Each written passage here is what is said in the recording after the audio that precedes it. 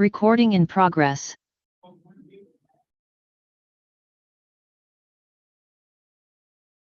Good afternoon, everyone. Welcome back for lunch, from lunch. Hopefully you enjoyed it as much as we did. Am I yelling? It's loud. In case you were sleeping. So we're going to get started. We have please have a seat if you can. Disability Retirement Services process overview. And I'm going to be introducing you to one of our very valued team members. Mr. Russell Lorena here is a senior disability retirement specialist on our team. We have about 20 specialists who basically are responsible for investigating each of our applications. But our role is so much bigger than just investigations, as we wear many hats during our process. One of those is really to take care of our members. And you'd heard a lot about that yesterday. We take that role very seriously in terms of how we engage with our membership, always ensuring that they have as much information at the right time to make these life-altering decisions.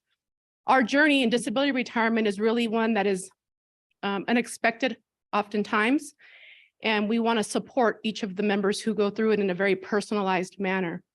And today, Russell's going to go over our process specifically, but we will be available for questions if you have anything outside of what Russell shares today. Russell's been with our team for a decade. Yeah. So yes, and we really appreciate the hard work that he does on a day-to-day basis. And I'm going to go ahead and, by the way, Russell came from member services. I think I'll throw that in there. He did escalations. So always been committed to serving our members on the front line and continues to do so with much passion and a heart for service. So I do appreciate the positive attitude Russell brings to work every day too. So Russell. Thank you, Ricky. Again, my name is Russell Lorena. I'm a senior disability retirement specialist. Before I start, I want to thank you all for allowing our department to provide you our process overview, but also give you all our member, provide you kind of like an outlook of what our member experience is like, which obviously is the most important thing and why we do our job. That's why I came to LACERA, is to ensure that our members are fully serviced and counseled in regards to the process.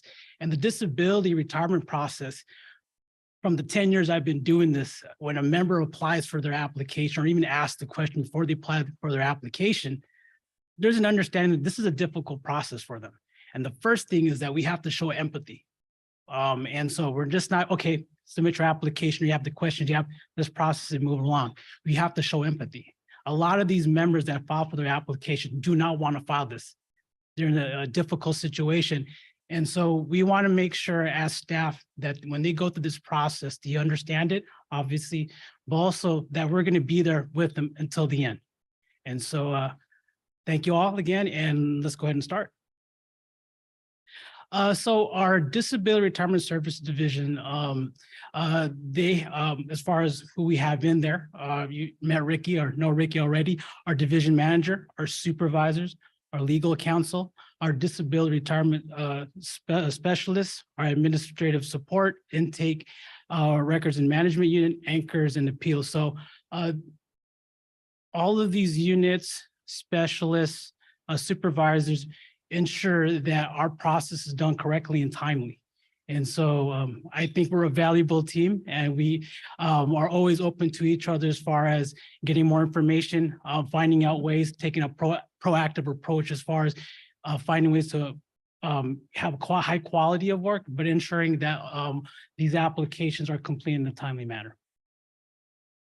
Now, what disability benefits does LACERA offer? Now, I'm going to be touching upon the eligibility in regards to each different benefits that we have, but I also want to state that as far as the main eligibility for disability benefits is a member must be in a contributory plan.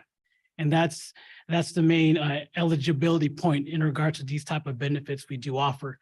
So the first benefit that we offer is the service-connected disability retirement. The member is eligible on the first day of employment. They must be permanently disabled. The illness or injury must be connected to the workplace.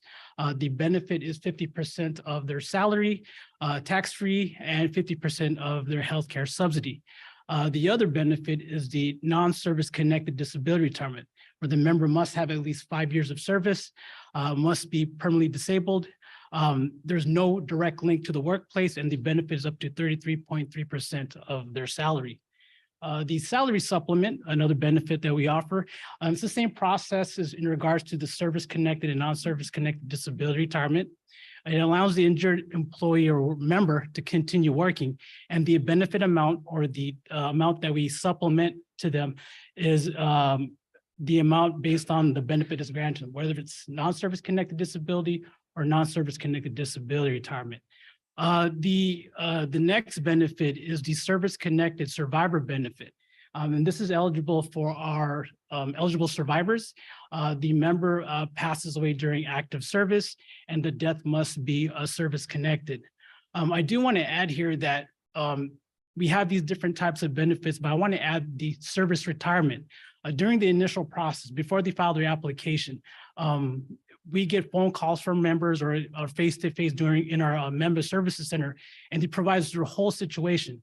Whether on medical leave, they let us know what their illness or injury is, and then also the financial issues that they may have, because we let them know that the process could take about 12 to 14 months.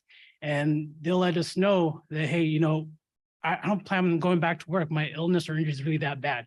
And so we look at their account, and if they're a contributory plan member and they meet the eligibility rights in regards to their plan, they may be able to service retire. But we also let them know that in the event that they go through this process and they're denied, they cannot return back to work. So we go through a full counseling session before the application is filed. So I really want to add that service retirement benefit, even though it's not a quote unquote disability benefit that's offered or in this list.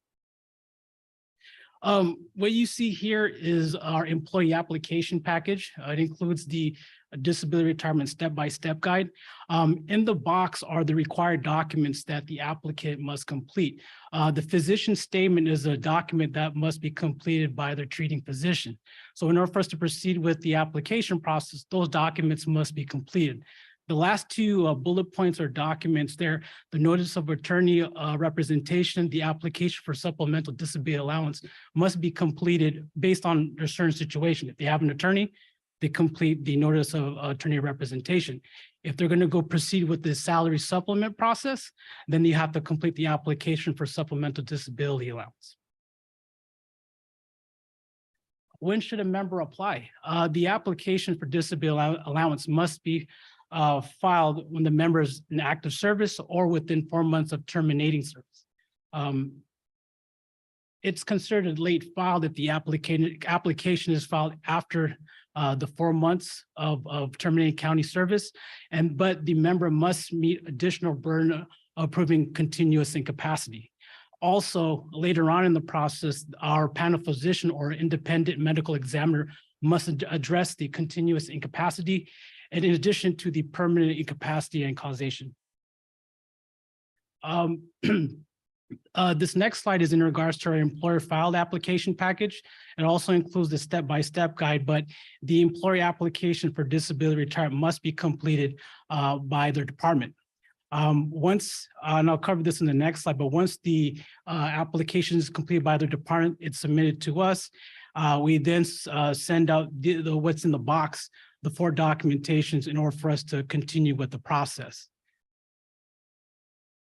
So like I mentioned in the last slide, in regards to the employer filed application, we need full cooperation from the member in order for us to proceed with the process. Like I mentioned, with those 4 types of documents, we actually send that to the member, but let me take a step back here. Once we receive the application from the department, our intake unit then contacts the member and lets them know that their department has filed on their behalf. We then send them a copy of the employer filed application and then also the required documents that I mentioned in the last slide. And that's within 1 week of receiving the application. Within 2 weeks of the department filing the application, Oh, yes. Thank you. I just wanted to know what triggers an employer application?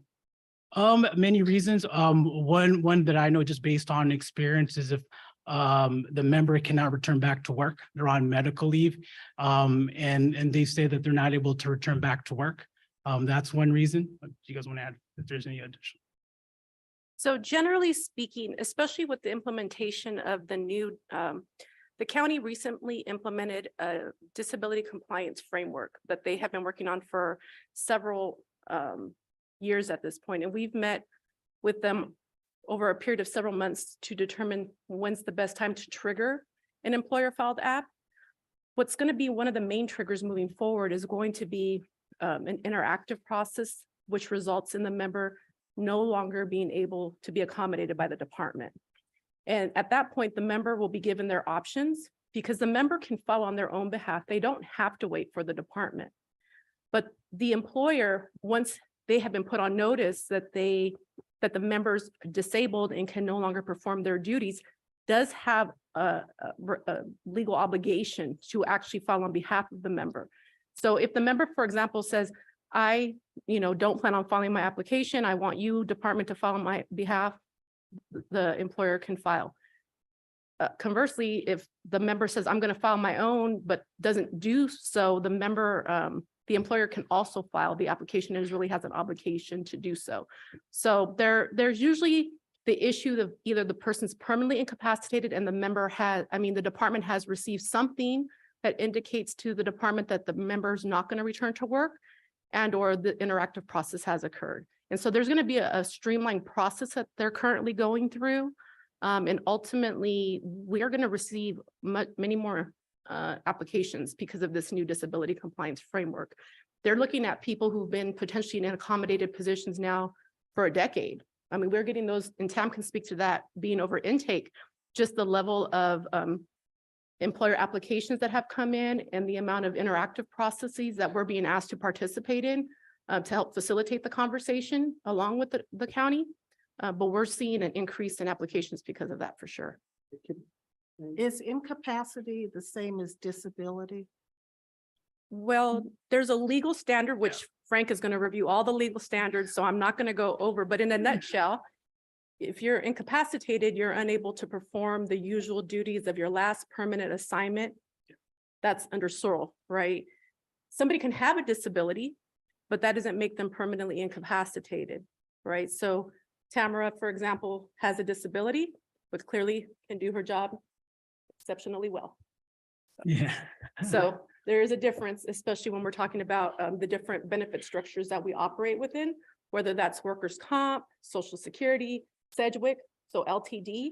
There's many different benefit structures, and the definition of disability varies, depending on which plan or benefit we're discussing.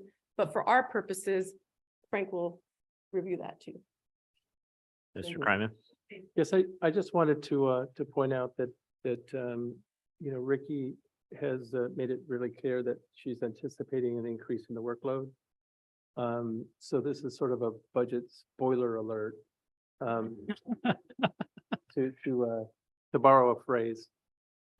We're thinking about, as part of our discussions for the DRS budget, whether or not we're going to include additional positions at the beginning of the budget process, or we're going to wait as part of the supplemental budget, sometime in October or November, so that we kind of see what the flow is like, and then maybe add the positions or add what we need at that point in time. So haven't really decided yet if I'm going to do it up front or we're going to wait, but that's something that Ricky and my executive team really need to talk about in a little bit more detail. So, But this will also require the member to cooperate though, right? So the member also has to apply. And I'm sure we'll get into the legal parts of this, but someone that's been accommodated for 10 years and the department suddenly deciding not to accommodate them places, I think, the department in a unique position where we might not be approving that disability retirement. So, but I understand at the end of the day, that would be additional workload to put that through the process. So just to be clear, the departments, if they're saying they can't accommodate, they might be accommodating work restrictions that were based in workers' compensation. And they might also be maybe considering other treatment need from a treating physician. As they go through our process, our doctor may have different work restrictions, and the department may or may not be able to accommodate those work restrictions, because those are the only work restrictions that LACERA really asks whether the department can accommodate or not. And in the meantime, there is this process that the county is going through. And one of the reasons why we're coordinating so closely is because we don't want our members to misunderstand what can happen if they fail to cooperate.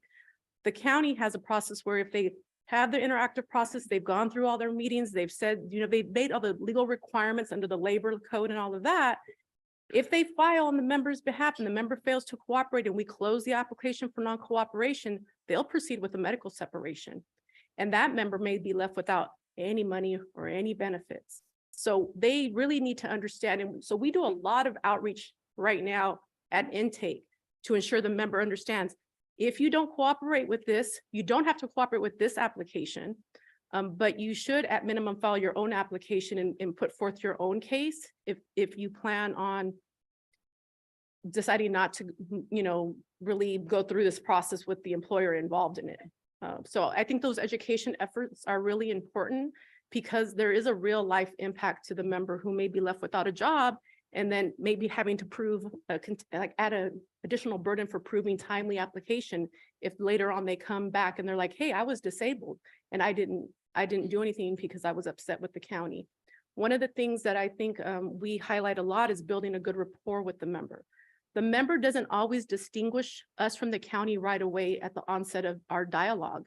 And we go the extra mile to help them understand we're here for you to understand exactly what your rights and responsibilities are. That building of trust and rapport with them allows us to share very vital information. And oftentimes we are being called in to do the interactive process to help facilitate those discussions in order to make sure the member's making the best well-informed decision for their particular situation. JP. Do you place any more weight on a member's application as opposed to an employer's application? Because I'm just wondering, do you make any distinction between the two? Because the application process is exactly the same. We don't place any more weight. We look at the evidence, right? So whether the employer files or whether the employee files, we're still requesting a physician statement for you to enter the door. And quite honestly, you're going to see a lot of applications moving forward where the physician statement is not even present, because we're having to look at documents other than a physician statement, like an AME, for example, to help the member get their foot in the door. If your workers' comp case was settled a decade ago and they've been accommodating you, you maybe haven't gotten treatment. You may not be able to get a physician statement. And so we are having a lot of discussions internally about what's going to be acceptable for us to allow members to even open and engage in this process with us as the county starts to funnel people through their process.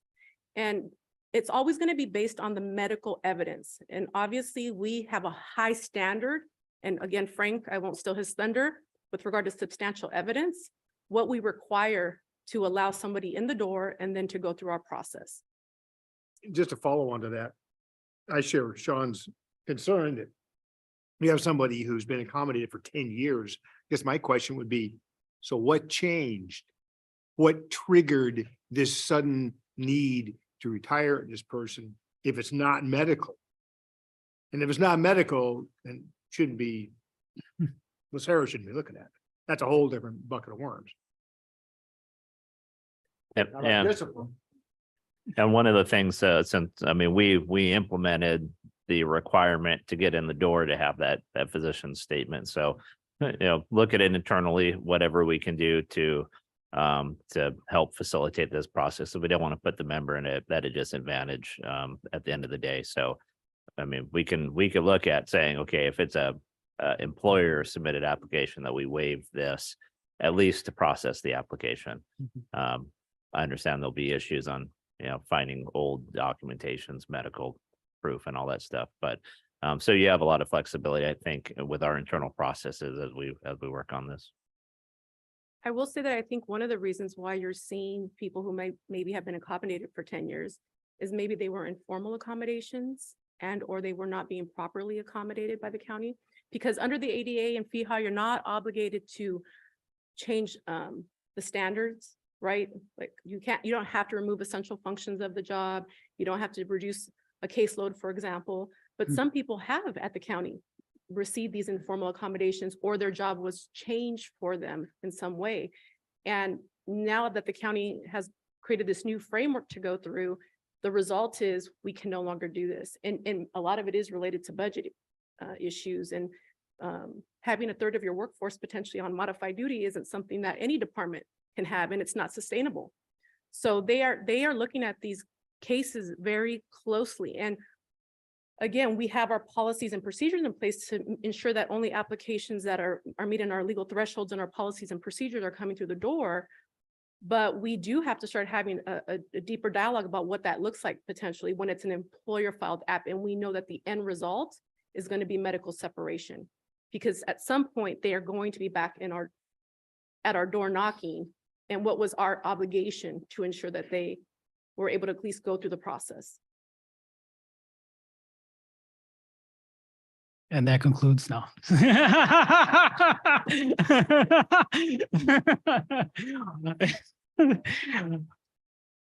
She didn't review the presentation. No, I'm just joking. Yeah, just to continue, the counseling process, once we receive the employer filed application, we have as Ricky stated, that our intake unit or our disability retirement specialist would contact the member within 2 weeks of the application being received. And we go over through the process. We try to get information in regards to what their current situation is, just so they could be well informed and make an educated decision on how they want to proceed with the application. The member does have 60 days to respond or submit the 4 documents, but we as staff understand that it may take more than the 60 days. What we ask from the member is to be in constant communication with us, let us know what their situation is like, and we could work with them. Let's say the physician statement, they're having trouble having that completed. If they let us know, we could give them an increase of 30 days if need be, or when they believe they could get that physician statement completed. And like Ricky had mentioned, there's instances where a physician statement, it cannot be completed. And we would then look in lieu of documents like an agreed medical examination, like Ricky mentioned. So I think this presentation is basically done.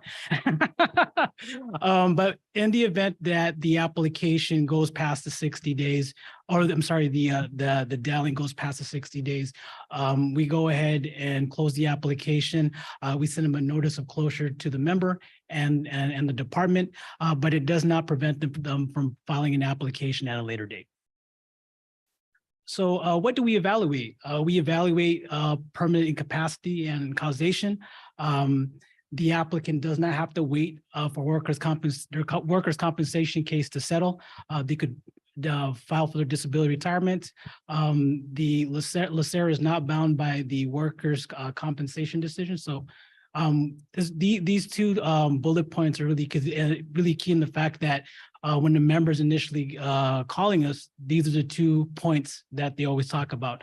This is my workers' compensation situation. Can I still file? So in regards to that, they could definitely file.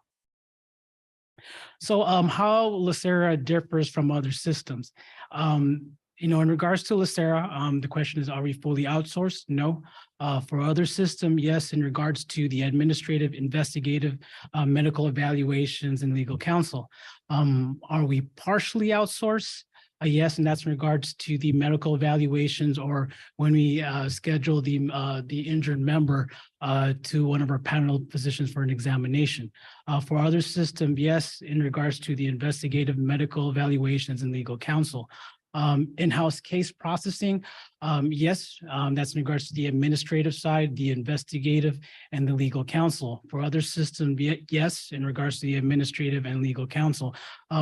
Like Ricky had mentioned in regards to how we counsel our members, the investigative side of it and obtaining evidence in regards to the case doesn't start with just when the application is filed. It starts when we get the initial call from the member.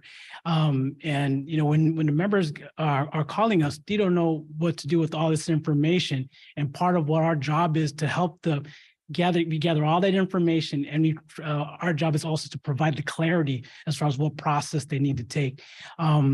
And so whether, let's say it's long-term disability, we don't handle long-term disability, but we could refer them to Cedric, for example. Or let's say they may have a question in regards to the personnel department, we then forward them to the personnel department. And then if it has to do with, let's say, disability in our process, then we go ahead and guide them on that end. So it's an ongoing process, even before the process begins, during the process, obviously, even after, let's say they get denied. And so we're constantly in communication, constantly getting information from either them, from their department, their personnel department if need be, or their supervisors. So just kind of giving you a specifics. Ricky did a good job as far as getting that insight also in regards to the member experience. Now, in regards to the application process, once the application is completed and it's received by our intake unit reviews the application for eligibility. If there's any missing documents or any discrepancies in the document, we then contact them, or intake contacts them to get that rectified. But once everything is completed and accepted, it's assigned to one of our disability retirement specialists. And once it's assigned to us, we try to contact them within a week or two to provide that initial counseling, to give them an idea of what they're going to be going through throughout this process. I ask for additional information, whether, let's say, are they on medical leave? Are they currently working? Is there any surgeries that they have coming up, or surgeries they just had? We try to get as much as we can so we could kind of see how us as staff going to proceed with their application, try to get it done in a timely manner. The next step is we obtain the medical records, third-party administrative records, and if needed, the personal and return to work records. Once we get that information and the records, we then conduct an interview of the member. In that interview, we try to obtain information in regards to their work history, specifically their last job duties, any temporary modified assignments, and then we go into the illness or injury that they have. How did the illness or injury came about? Specifically, let's say if it's a service-connected disability that they're filing for, the type of treatments that they've gotten. After that, we obtain a statement from their supervisor, co-worker, or the return to work coordinators. The reason for that is to confirm job duties. Let's say there may be a possible discrepancy in regards to their job duties. So we obviously want to reach out to the supervisor to get that confirmation. Any information, let's say, of the injury or the reason why they got their injury, we reach out to coworkers. So that's part of the interview process. It's the employee, and in this case, the supervisor or coworker.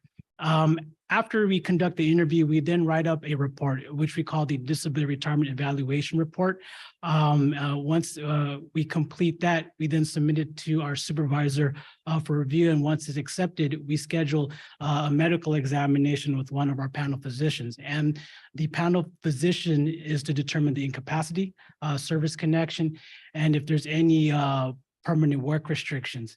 Once we get that report and recommendation from the physician, if there's any permanent work restrictions, we refer it to their department to see whether or not they could be permanently accommodated.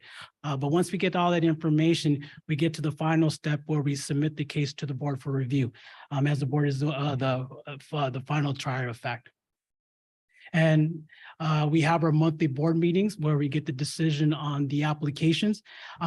Once the decision is made and after the board meeting, the board actions are posted on the LACERA website within 48 hours of the board meeting. And the notice of board actions are issued to the member 7 days after the board meeting, which indicates what the board decision is and the appeal rights. But I do want to add here that after the board meeting, as a disability retirement specialist, we contact the member on the same day. We want to ensure that this is what the decision is, and if it's denied, the appeal rights. So you don't have to wait for the full 7 days. We're going to be contacting our member on that same day. When is it effective? And that's in regards to the retirement date. There are three options. The first one, the date of application, the day following the last day of regular compensation, the earlier effective date. The effective dates are coordinated by our benefits division, the member and the member's department. The notice of board action will let the member know that they'll be contacted within 45 days of the board decision. And again, on that same day after the board meeting, we'll let them know that information. Reasons applications are denied. The board determines if that the applicant could return back to work or full duty or the original position. Like I mentioned on the last slide, if there is a permanent work restrictions, we submit that to their department to see if they could reasonably accommodate that. And if they can, that's one reason that application could get denied. Now, if there is a denial, the applicant or department can appeal the decision within 30 days. The board may deny the application without prejudice, but it allows the member to, let's say, seek treatment or provide additional information for, let's say, another illness or injury. And we give them 6 months to do that. But again, they don't have to go through the whole disability application process.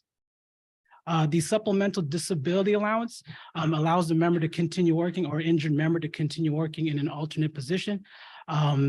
If the member's salary is reduced based on the position, the salary supplement could compensate them based on the amount that, based on the disability retirement that they've been approved upon, whether it's non-service connected or a service connected disability. And that's contingent upon the department finding a position for them that meets their permanent work restrictions. There has to be a mutual agreement by the department, and the board must grant the disability allowance. And that concludes our presentation. Great, thank you. Then we'll turn it over to questions and JP.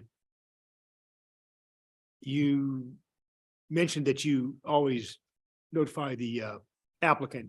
Yeah. The same day of the board decision. Yeah. If in specifically on employer applications, if it's denied, Mhm. do you notify the employer also the day of that decision? Because I know having sat in that seat on the other side, 30 days ain't very long for the county to do anything. And if we don't know about it being denied for another 7 or 14 days, you really undercut their ability. So I'm just wondering, is that also part of the plan that if it is denied, particularly, I'm not saying only if, but particularly if it's an employer application, that you reach out to the agency and let them know same day? So I'll take Yeah, that, Russ. yeah. So the answer to your question is no, Yeah. but there are two ways that we notify the department. So the first way is that we post on our website, the board actions, and all the departments, especially like the sheriff and the fire, where there's high volume, those departments know we're going to post. We usually post within 24 hours, but so within a couple of days, they can go online, they can see exactly who was granted benefit. The other way that we notify them is via the 7 days the letter goes out, we copy them on that letter. And that's whether or not they were party to whether they filed the employer filed application or whether the employee filed themselves. So that's how they're notified. We've never considered calling the department, mainly because I'm going to assume that there's so many contacts and they turn over a lot. It would be hard for us to track down every single person. That being said, we used to send emails, and Tam does have a lot of contacts who reach out to her if they're really, worried about a specific member. So she will get emails directly. Yeah. And also with the new case management system, we're planning to actually send emails immediately. So as soon as we send out that board letter, the case management system is going to be built in a manner that there will be an automated email that will be going out to the return to work department. And in fact, it's going to be the return to work coordinator that was attached to the case that filed the application, and it's going to go directly to them as soon as the letters go out. And I believe we might even be able to send the letters out a little sooner than the 7 days because of the way that we're building the case management system. Quick question. Yeah. What is posted on our website with respect to our board actions? Do we have the applicant's name and whether or not it was accepted or denied? Yes, it's there. And we don't Have more. put down the reason or anything like that, do we? No, we It's the don't. Name and Just basically. denied, allows them to know. not denied. It's basically our agenda. You know, the agenda that you get, Ms. Gray, the disability, it's that agenda with the name, the department, and then the granting or denying of the benefit. Additional questions? Any questions online? Hearing none. Thank you very much. I appreciate it. Okay. So that brings us to our 1:45 presentation with Mr. Boyd regarding the administration of the disability retirement applications. Okay, green button is forward, right? All right, and press it now and it'll take me to my, there it is. Okay. Good afternoon. Most of you in the room know who I am. I am Frank Boyd, and I have had the pleasure of serving as the board's advisor on medical issues for disability retirement since December 2014. Before I came to LACERA in 2001. Before working at LACERA, I worked in private practice. I represented applicants for Social Security disability claims and for long-term disability claims through private insurance companies that were offered through the employer, which is under the ERISA law. And I've been thrilled to work at LACERA, and I hope to continue to work for a number of years. So this afternoon, we're going to talk about three things. We're going to talk about the Board of Retirement's role in administering the disability retirement applications, which is a very important role of this board. We're going to talk about the applicant's burden of proof. And then we're going to talk about the legal standards for permanent incapacity and service connection. And I chose to go a little deeper dive on service connection and kind of tell the story of how we got to the substantial contribution test, just to make it a little more different than things that I've done in the past. So the Board of Retirement, most of you know, you have three roles. You have three branches of government in this board. You have an executive branch that administers the retirement system. You have a legislative branch that makes rules and regulations. And then you have a quasi judicial role. And this comes into play when you are administering or deciding disability retirement applications. Now, in the federal government, these are all separate, but here at LACERA, it's all in one. And it's kind of like wearing two hats on a robe. So I'm going to talk about your robe duties, your judge duties. And it's very unusual outside of an administrative law. In the case that I've quoted here kind of describes that you are both the form and the party in the proceedings in a disability retirement, which is pretty usual for administrative proceedings. It's unique to the administrative law. And it's very important that we kind of keep those rules separate so that we provide due process and a fair process for our members.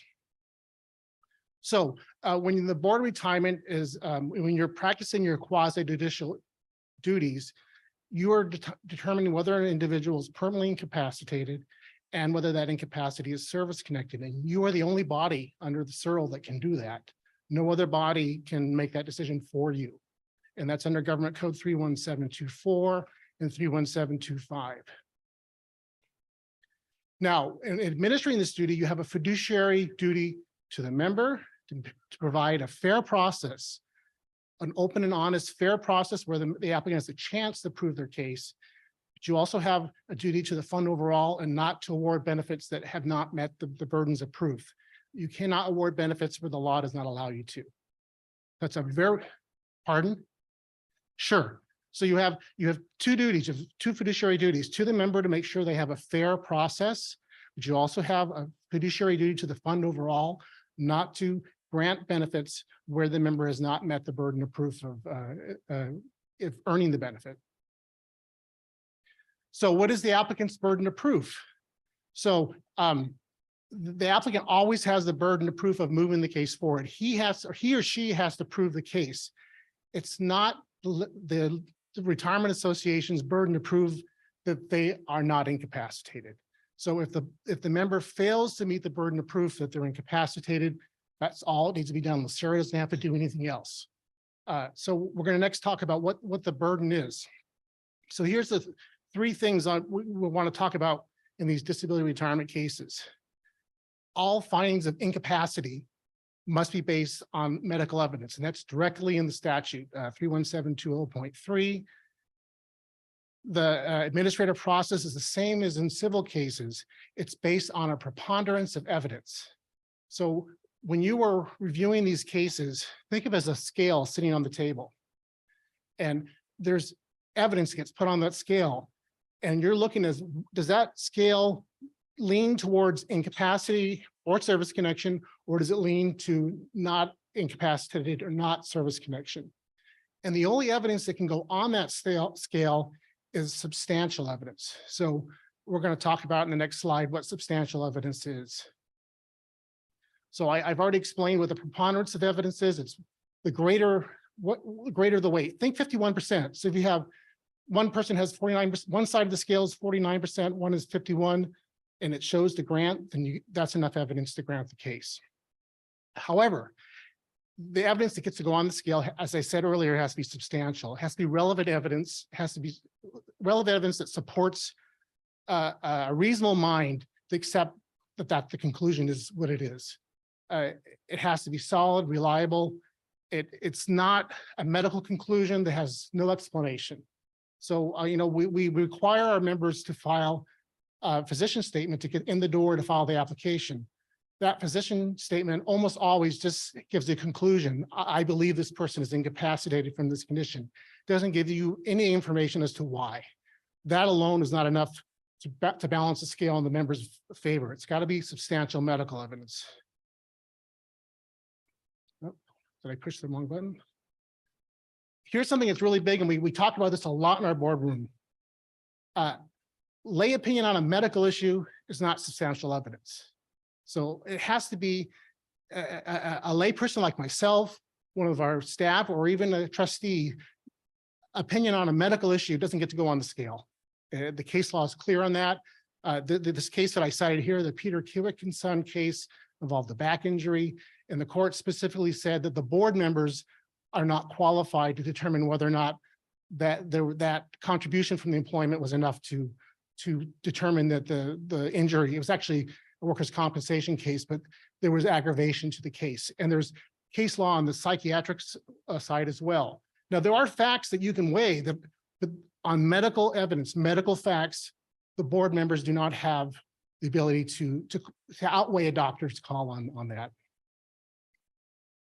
Workers' compensation decisions, Russell told you earlier, you're not bound by them, but you can look at them. I mean, it's evidence that shows one way or another whether the person has a real disability. But what happens in the workers' compensation does not bind this board. Now, some retirement systems are integrated systems, and they are tied to whatever happens in the comp case.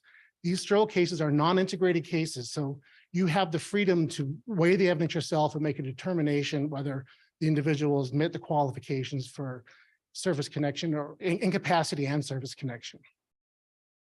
Okay, so now we're going to get to the fun part of the discussion. We're at the legal standards for permanent incapacity and service connection. Much of this is a review to many of the board members who have been here for a while, but a lot of these case law happened in the 1970s and early 80s. And I was reviewing the cases for my presentation, and I thought, this reminds me of, if you remember back in the early 90s and the 80s, you had those commercials from KTEL, the greatest hits of the 70s and 80s. So the cases that we're going to go over this afternoon are the greatest hits in disability retirement. So we're going to start with permanent incapacity. And this all came about in the early 70s. And most of you have heard of the Mansberger's case, where at that time there was an argument as to whether or not a member had to prove that they were unable to do their usual duties or their full duties. So you had this conflict between retirement boards, and it was usually safety workers where these cases were coming about. And Mansberger, actually, he was not a safety worker, but he was a, help me, Vince, I forgot there you go, fish and game warden. So he's a fish and game warden, and he had a legitimate back injury. And this back injury prevented him from lifting lobster cages out of the water and lifting dead, I think, deer or animals off the road. So he says, this was part of my duties, my full range of duties involve these activities. And the employer said, well, he can still perform his job. He doesn't have to lift the dead deer and lift the cages out of the water. So the retirement board said he's not incapacitated because he can substantially perform the usual duties of this job. And the Mansberger's case they said, you cannot look at duties that are remote or uncommon. You're going to look at what this person does on a day-to-day basis. Mansberger was a Pearl case. It wasn't a CERL case. But after this, you had the Harmon case, which was a county employment law, retirement law case, and the Schreier, which I put here on the slide. They adopted that same standard into our county retirement system. So when you hear Mansberger, that's the law of the land. And your job as board members is to look at the duties and decide, well, what are the usual duties? Oftentimes we rely on what the employer tells us. Look, this is what the person did on a day-to-day basis. This is what we need that person to do. When there's a dispute, we'll get a job analysis to kind of figure out what are the usual duties of this job. And that test is stuck till today. This is 1970, and here we are in 2023, right? Yeah, we're in 2023. So this is the law of the land on permanent incapacity. Now here's some vagueness. What does permanent mean? The statute doesn't tell us, and there really is no CERL case that explains to us what permanent means. But we have a number of cases that help guide us, and they are workers' compensation cases, but as in retirement law, you're going to find that a lot of workers' compensation cases cross over, and that the courts use comp standards on some issues, primarily causation. But these definitions that I have on my slide it's permanent when there'll be no change for better or worse if with further treatment. I mean, it is what it is. It's going to stay at that point. Now, the Pearl statute actually has a definition. I have a Yeah. question from Mr. Santos. Yeah, thank you. So workers' comp decision, it is persuasive, but we don't have to follow it individually in making the decision. Let me clarify that. So a workers' compensation decision on an individual case is persuasive. You don't have to follow that. But the courts have said that because the definitions of injury and workers' compensation case arise out of the course of employment, which is also used in disability retirement, on causation issues particularly, we can use workers' compensation law, case law, to help us discern what it means to be incapacitated or service connected in retirement law. The fact that there's no CERL cases on this issue makes it really difficult. So we kind of look at other cases for guidance. So these definitions we use for guidance on what's permanent. However, Pearl does have in their statute, they say 2 years. If someone has been unable medically to do their job for more than 2 years, then it's permanent. We asked the question on our panel physician guidelines, would any medical treatment make this person be able to come back to their job? And that's how we get our definition of permanency from our panel doctor. In Social Security, it's 1 year. If the person has been unable to do the job for 1 year, or they are considered to be permanent. It's not a black and white test, but we usually rely on our medical physician to explain that for us. Okay, so here are the 3 elements: arising out of course of employment and substantial contribution. So arising out of employment relies to is the risk or hazard related to the employment. Course of employment is at the time they were injured, or the condition that causes them to become incapacitated. Were they performing duties for the employer? That's the same test that's in workers' compensation. In 1980, there was this additional substantial contribution clause added, and it says, and such employment contributes substantially to the incapacity. And that's where I'm going to go right now. We're going to give you the story of how that happened. So here we have the workers' compensation labor code. And for an injury in workers' compensation, you have to prove that the injury or the illness arose out of in the course of employment. The statute at that time, before 1980, was the same standard used in disability retirement. And there was a friction between the workers' compensation and the disability retirement, because in workers' compensation, you can when you have an injury, you have apportionment, as the doctor tells you how much percentage of that is compared to for the employment, and how much was it for, say, your day-to-day living or pre-existing injuries. You don't have that in disability. It's all or nothing. So the retirement boards always struggled with that, because cases that may be found to arise out of the course of employment in workers' comp maybe a small portion of that. And here this person was getting a lifetime benefit. And the case that really struck the panic in retirement boards was the Heaton case. And this is 1976. So this was a deputy sheriff. She worked as a jail matron, is what they say. And she had psychological issues. She had a lot of stuff going on in her personal life that affected this disability. So the board's physician, he says that it's possible that the stress of the job contributed at least partially. And the referee, the board denied it. It went to a hearing. The board's referees recommended a service connection, disability retirement, and the Board of Retirement rejected that and denied it, so it went to court. So the trial court says, I'll read the quote here. It says, the effects of our job would be very substantially less than 50% of the causal situation for disability. So on appeal, the board pointed out that this is not fair because in workers' compensation, they get to use apportionment and we don't. We have to pay this lifetime benefit based on a fraction, you know. So, and they argued that it has to be 100% related to the job or close to 100%. So you have this battle of what percentage is going to equal service connection. And we still don't know the exact number now, but the courts gave us guidance. So the Court of Appeal denied it. And they said, you know what? The answer is with the legislator, not with the courts. The two legal standards are the same. There's nothing in the CERL at that point that says that it has to be 100% or close to it. So Heaton comes down and retirement boards go to the legislator and they argue to add substantial contribution because they were afraid that service connection could be found even with an infinitesimal connection to the employer. So 1980, the legislation passed, and that's when we got this substantial contribution clause that we currently have in today's CERL clause 31720. And it's right here, I highlighted it, and such employment contributes substantially to incapacity. But once again, what does contribute substantially mean? So that would be the argument from through the late 70s up into 1986 when the case came down and told the retirement boards what it means. So before before we had the 1980 amendments to the 31720, you had the Dupuy case.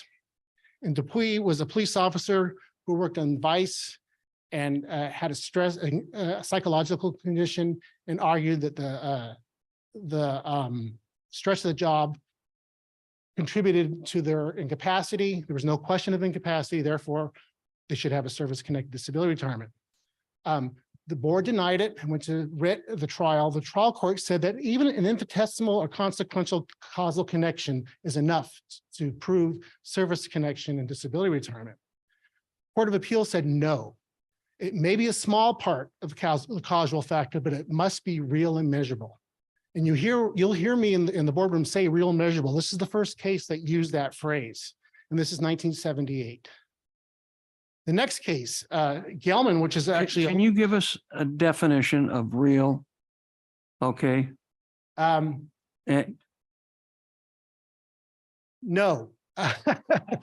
And that's still an issue, and that's why I have a job, because there is no— this is as good as it gets with what you're given by the courts. And you get the next case I'm going to talk to you about gives you a little more language. So Gelman, which is an aggravation acceleration cause, this is a social worker, worked for LA County. 7 doctors said that the job contributed to this woman's incapacity. 7. However, the county's doctors said that the condition would have been the same, aggravation would have been the same whether or not she worked for the county or not. And the retirement board seized on that, all right? And good old LA County in the 70s and 80s took the case up, denied the case. It went on to the Court of Appeals, and the Court of Appeals said no, it doesn't have to be the sole or proximate cause of the incapacity. There needs to be a material and traceable connection. So there's another phrase that we can use: real and measurable, material and traceable to the employment. No definition. So we're still in 78. statute hasn't been amended to include a substantial contribution yet. So another case, Lundak. Lundak was a mail clerk driver for San Mateo. He had a knee injury, and the medical evidence showed that the employment contributed 20 to 33% to his incapacity, depending on who you asked. And the board in that case denied it, said because it wasn't more than 50%.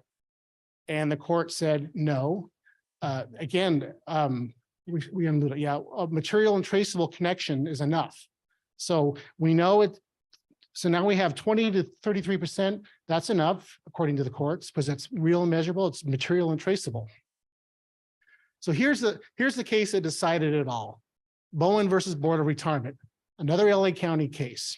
So Mr. Bowen was a stenographer who had a psychological condition. The Board of Retirement for Los Angeles County argued that substantial contribution meant more than 50%. That's where that was the test. So it went all the way up to the Supreme Court. Court said no. And the court, I put a little Glinda, the good witch, here in the corner, just like Glinda told Dorothy, you had the answer all along, is what the courts told you. You had these decisions, real and measurable, material and traceable. The 1980 amendment to the law only meant to disprove that it couldn't be infinitesimal. So the definition that we all have to work with is material or traceable, real and measurable, but not infinitesimal. And that's a lot of gray area. And it's not a big burden. It really isn't a large burden. And that's the definitions that this board has got to struggle with and decide whether or not the applicant has made the burden of proof on service connection. And I'm not sure how we are on time. I have 8 minutes and 38 seconds. This is all I prepared for my slides. However, there was discussion that happened before I started talking.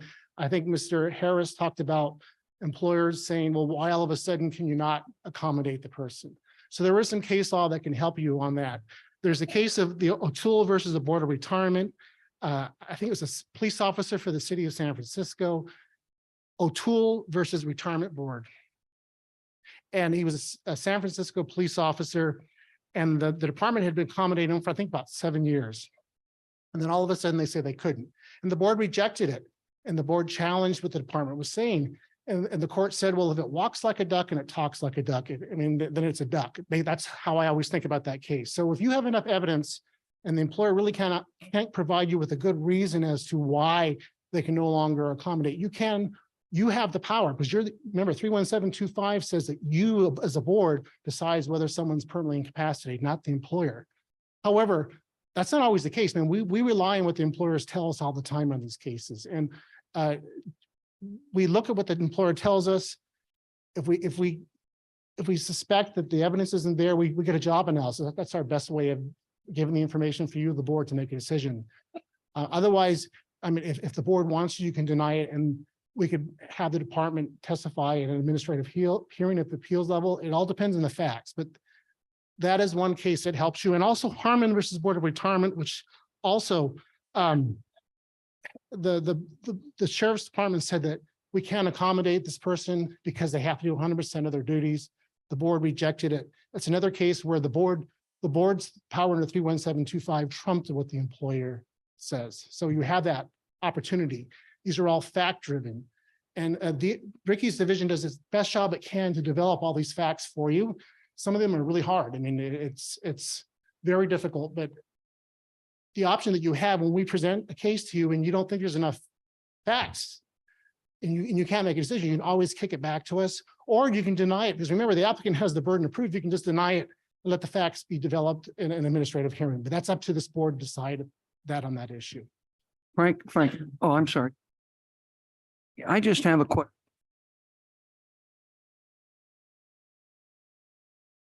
Push the button. I'm sorry. I had hip surgery a couple of years ago. My wife had knee surgery, and we're working, and my wife was not a big athlete and didn't do a lot of crazy things.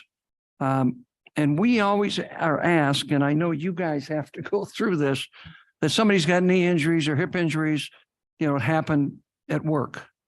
And I appreciate the way you go through the process to help us make a decision.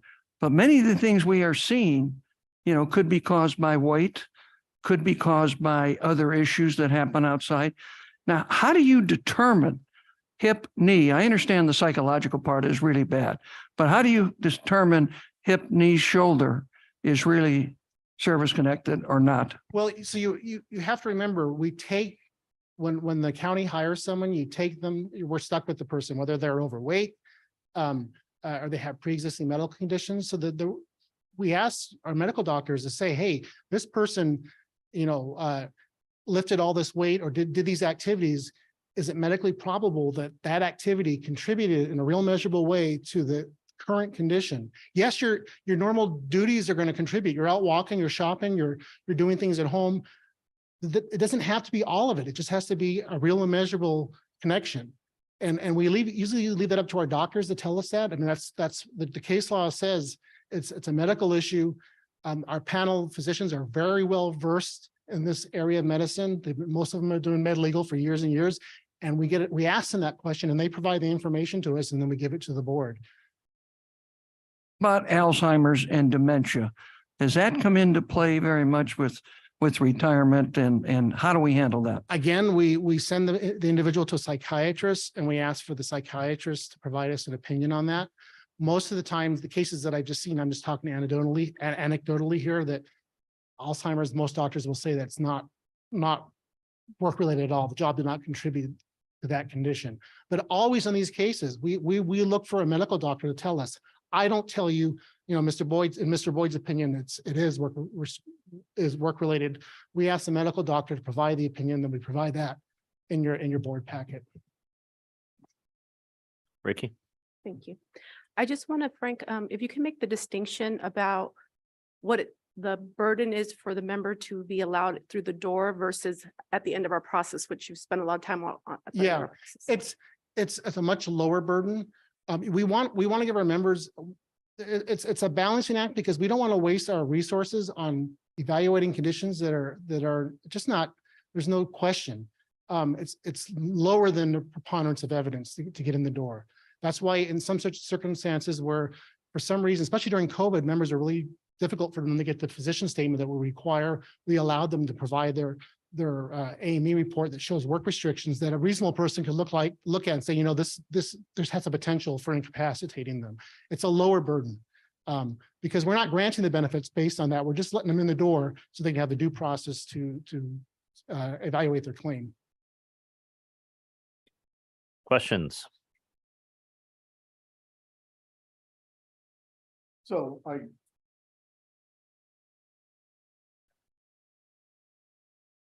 gonna be contrarian here a little bit.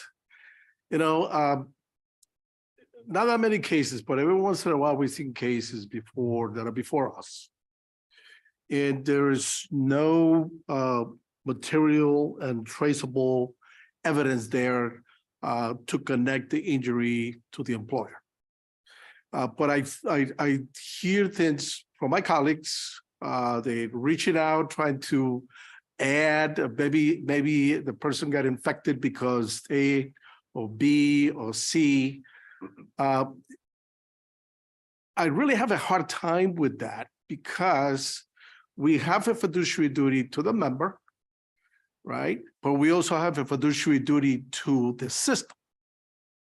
And these rules, in my view, become very important that we need to remember every time we review those cases. And so it's somewhat frustrating to me when I see colleagues trying to reach out and find some connectivity, but there is no evidence there to support that conclusion. And I know you are our advisor. There is a discussion on the record regarding the material untraceable or lack thereof, that you could remind us about the material untraceable, the standard that we need to have before us in order for us to approve the service-connected disability. Mr. Santos, I agree with you. I do my best, you know, I try to advise the board, here are the legal standards. Some of these cases, some of them are heartbreaking. I mean, you guys are, you're board members, you're human beings, so I understand, but you have to remember that you can't, it's a slippery slope, right? And we just want to make sure that the benefits are being granted on evidence that's actually there. So, I mean, when I see that happen on the board, I will remind the board that you have to have possibilities is not enough. You have to have the evidence, but it's incumbent upon you as board members to take that action. I can advise all day, but I mean, it's up to the board members to take the action. But I do understand it because we see some really heartbreaking cases, and I empathize with everyone who struggles with these cases, but we really are bound by this real and measurable connection. And it's a very low barrier, but if there's no evidence there, the benefit shouldn't be granted. Frank, it's a great question. Do we also have a fiduciary responsibility to the member, or do we have a fiduciary responsibility to LACERA? I mean, we've got a responsibility to be fair, you know, and follow the rules. Right. And give them what they deserve. Right. But I don't think we have a fiduciary responsibility to the member. How would you answer that? The fiduciary duty that you have to the member is to give them a fair process. All right. And if you're giving the benefit to one person because the facts are sympathetic and not the other, that's not fair. I mean, and your fiduciary duties to the fund overall, everyone who contributes that, only people who've met their burden of proof get this benefit. Yep.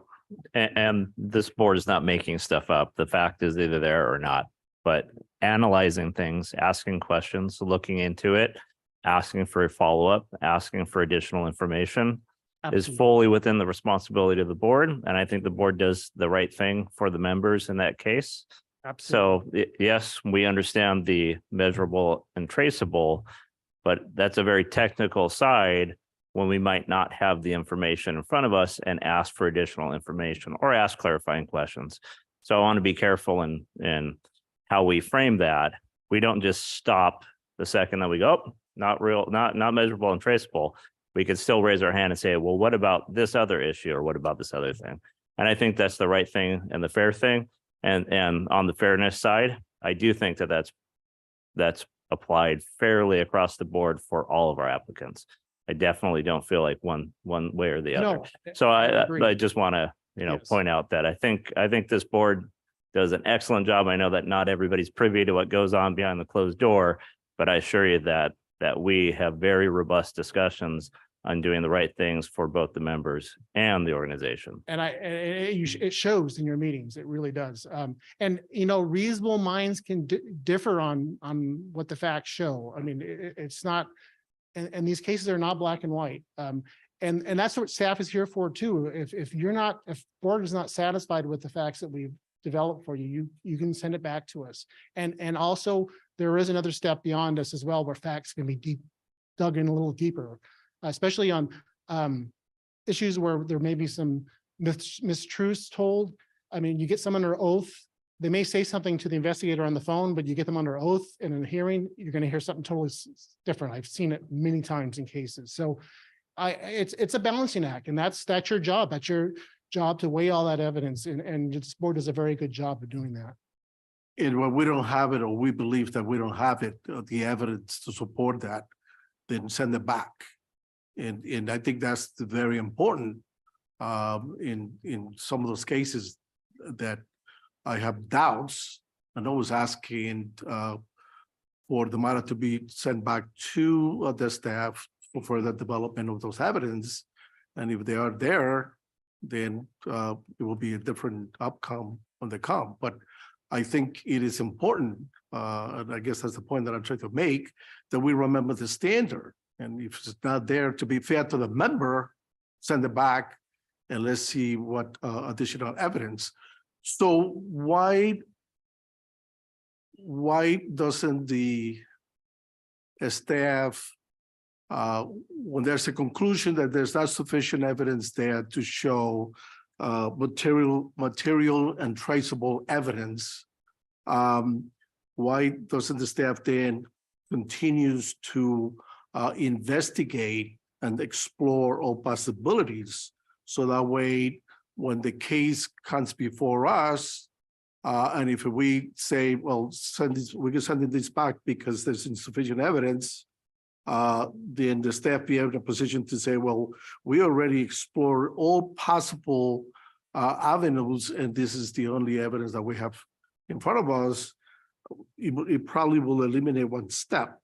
I honestly think staff, we go through a pretty rigorous review. I won't tell you the number of cases that come in my desk and say, nope, and investigators get mad when I send an email and say, do this, this, and that.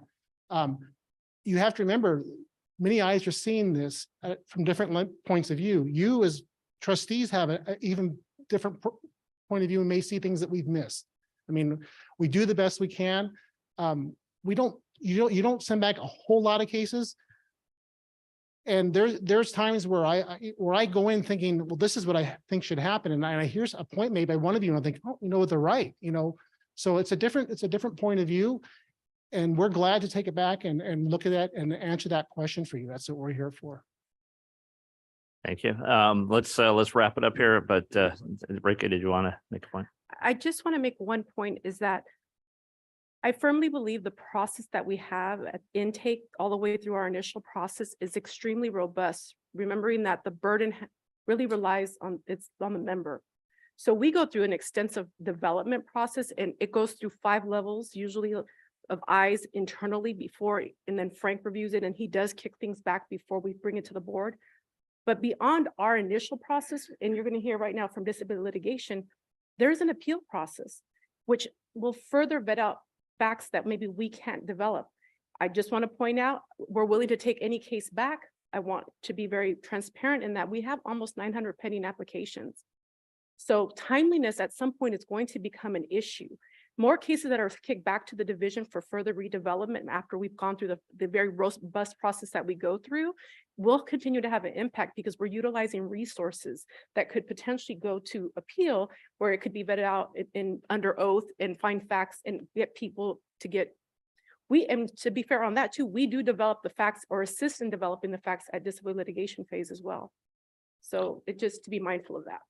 Thank you. And I believe staff does an awesome job at a robust review of everything that's coming in. And when we do have discussions and things, these are just legitimate issues that come up. But on the flip side, we also can't not send stuff back because we're worried about, workload and things like that. So we got to be fair to the members and always got to look at everything robustly. I think that we do a very good job at what we do. And I like the way that we're going. I appreciate the presentation and the robust discussion. Let's go ahead and we're going to take a very short break. So let's start back at 2:35. Recording stopped.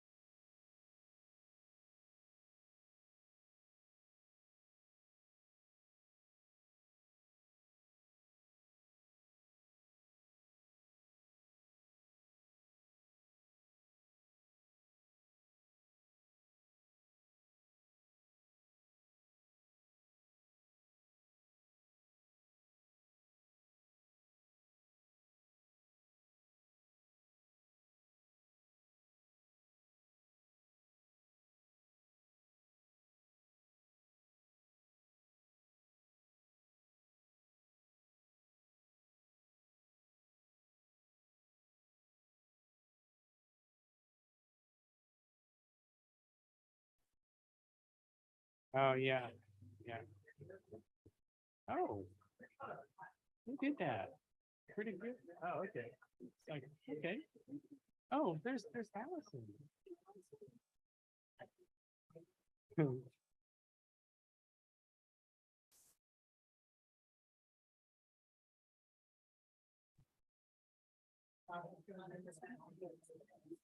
If you like, put it underneath mine if you like, or you can put them down there. And there's water down there too. Not sure you want to drink. Okay, if we can get Recording set in up here. progress. We are nearing the finish line, so no pressure, no pressure. But we do have great presentations for this last leg of our journey.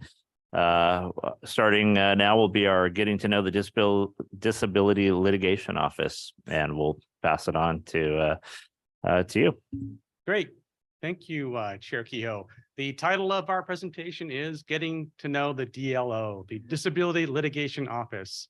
My name is Vincent Lim. I'm the manager of the DLO, and I'm grateful for the opportunity to address the trustees today. So, what is the DLO? LACERA has two separate and distinct legal offices. The first one is the big one, the Legal Services Office, led by Mr. Rice, and they provide comprehensive legal services to LACERA, its boards, and its staff. The other one is that teeny tiny one, the DLO, and we represent LACERA in certain types of benefit appeals. There are 7 staff in the DLO, 1 chief counsel, that's me. I report directly to the CEO, Santos Kryman. We also have 3 senior staff counsel and 3 senior legal secretaries. Here's a recent or fairly recent family photo of the DLO, and it's notable because we're all smiling in this photo, and we're smiling because it's the holiday season. We just shared a nice meal together, and we actually like each other. So who do we represent? Our current assignment is we represent LACERA in 3 different types of benefit appeals: disability retirement appeals, service-connected survivor benefit appeals, and felony forfeiture appeals. Please note that we do not represent the Board of Retirement, nor do we represent the CEO. We represent LACERA, and that makes a significant difference in how we approach cases, as we will describe momentarily. Can I ask a quick question? Sorry to interrupt, but I want to get this right. So then your team is involved. Once a case went through its process, it came to us, it was denied, and then someone appeals, and then superheroes show up like you. Yes, this is the next slide. So most of our cases are the disability retirement appeals, and the way it works is this. Sometimes the Board of Retirement will deny an application for disability retirement. When that happens, the member has the right to appeal the board's denial and ask that the case be set before a board-appointed referee for a second bite at the apple. And so when that happens, the case gets referred to the DLO, and we litigate the case on behalf of LACERA. Litigation means things like conducting discovery, obtaining medical reports, interviewing witnesses, analyzing the evidence, coming up with a theory of the case. When both parties are essentially done with their discovery, then they submit all their exhibits to the referee, and the case is set for a hearing. And at the hearing, the referee will accept evidence and hear the testimony of the witnesses. As Frank just told you before the break, the 2 primary issues in a disability retirement appeal involve permanent incapacity and service connection. I'm not going to go through that again with you since he covered it at length. But what happens at the hearing is the evidence comes in, and then the parties send in written closing briefs to the referee to consider their arguments. He'll ponder the evidence that's been submitted, the testimony, the documents, the arguments, and then the referee will produce something called a recommended decision. It's called a recommended decision. It's because it's actually the board that makes the final decision. If one of the parties does not like the referee's recommended decision, they can challenge it by sending in a written objection and asking for oral argument before the board. And so when the matter comes before the board will consider both the referee's recommended decision and the oral argument of the parties, and then vote to grant or deny the benefit.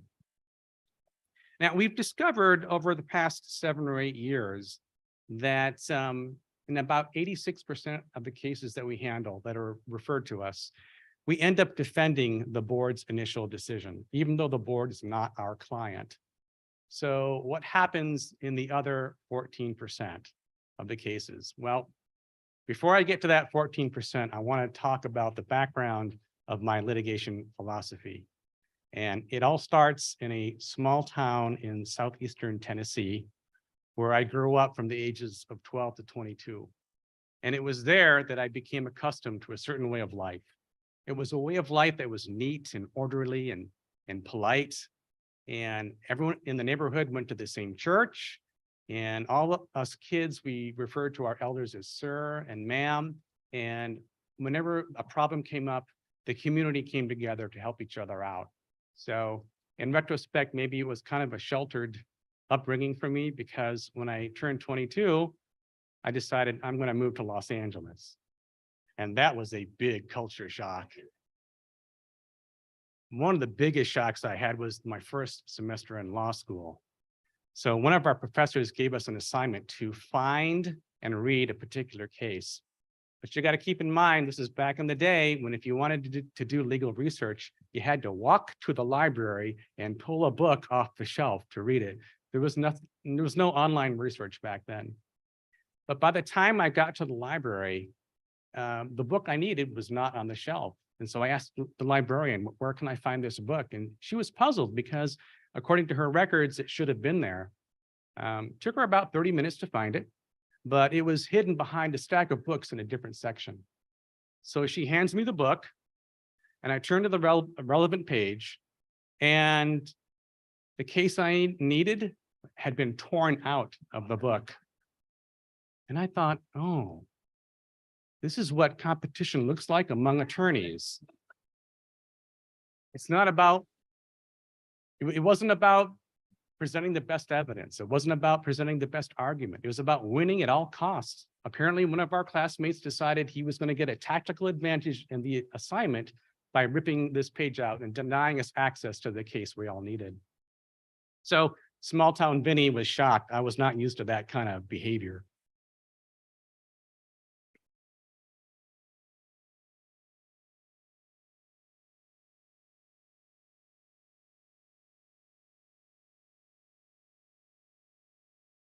Okay, so unfortunately, this sort of competition strategy was commonplace in law school. And I discovered in my first 14 years in practice, in private practice, it was commonplace in the legal profession too. It wasn't about doing the right thing. It was about winning at all costs. So I discovered very early on that in private practice, the goal is not to do the best thing for your client. No, it's not. The goal is to do whatever it takes to bring in as much money as you can for the firm. That's the goal. So once when I was working for a firm that represented injured workers, I was assigned to handle a settlement conference for a client who had a failed back syndrome. He had undergone 5 back surgeries with a doctor the firm had sent him to, and he was now considered to be 100% disabled. So I go down to court, I meet the man for the first time, and he refuses to sign the settlement documents. He tells me he can't afford to live off $1,000 a month. He's got a wife and 3 kids to support. So he wants me to send him to a different doctor, and he wants to get better and go back to work. So at first, I pull him aside. I pull out the medical reports and I try to explain to him why the doctor is saying, hey, you know, you're 100% disabled, and why the doctor says further treatment is not going to help you. But still, he would not sign the settlement documents. He complained bitterly to me about the doctor the firm had sent him to. And he begged me, this man begged me to send him to a real doctor to fix him. So long story short, I took over the handling of this case. I sent the client to a different doctor, a doctor that I had confidence in. And when the doctor saw my client, he said, you know what, I can fix this. So my client underwent surgery number 6. He had a great result. He went back to work for the same employer, doing the same job. And he was very happy and he was very grateful. And I was happy too, because I thought I had done the right thing, the best thing for my client. But my employer was not happy because what happened was, now that he's better, he's no longer 100%. I settled the case for 50% based on the surgeon's final report. And because I had sent my client to a doctor who was not on the firm's approved list, this reduction in his disability cut their fees in half. And they told me very clearly, with this sort of attitude, I would never make partner at that firm. Oh, and by the way, the doctor who did the first 5 surgeries on my client, he was later convicted of healthcare fraud, sentenced to 2.5 years in federal prison, and for some reason, the medical board took away his license. So it was this kind of shenanigans that drove me out of the legal profession. In 2004, I quit my job as an attorney because I wanted to do something meaningful with my life. It was my intention to go back to school to get my teaching credential. In the meantime, I accepted a job as the return to work coordinator for the county mental health department. But that only lasted for a couple of months because I was recruited to go work for county council. And at first I was hesitant. I wasn't sure I wanted to go back into the legal profession because of my unhappy experiences in private practice. But the guy who interviewed me assured me they had a totally different mindset about how to approach cases in government service. Plus, he offered to double my salary, which my wife thought was the best part. And so I accepted the job, and he was right. The approach in government service was significantly different, more ethical than private practice. And back then I thought to myself, man, why didn't I find out about the joys of government service earlier in my career? About 2 years after that, I was recruited to work for LACERA in the disability litigation office. And that's where I received my second big culture shock. The day I first met my predecessor, he handed me this document entitled Policies of the DLO. And in that document, it said, the goal of the DLO is to achieve impartial justice. And it was like my mind exploded.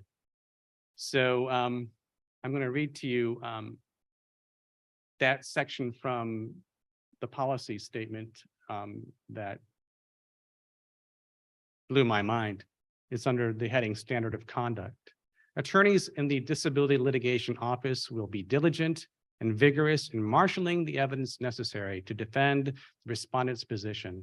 Attorneys and support staff will treat witnesses, the plan sponsor, applicants, and the attorneys representing them with fairness and respect, and will be always mindful that the ultimate objective of the office is to achieve impartial justice, not to win, not to make money for the firm, not to save money for the county, but to do the right thing.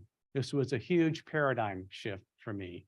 All my career, I'd been trained to win and make money for the firm. And now I was being told to do something entirely different. I was being told to do something that was right. Tried to find out the truth to the best of my ability. So I have to admit, at first it felt a little weird, I think a little hard getting used to, but it also felt wonderful and liberating.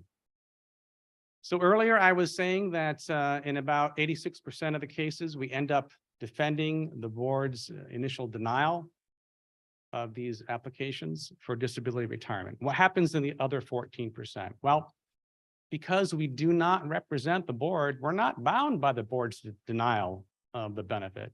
So what happens in these 14% of the cases is that we discover new evidence, additional evidence that conclusively demonstrates the member is entitled to the benefit after all.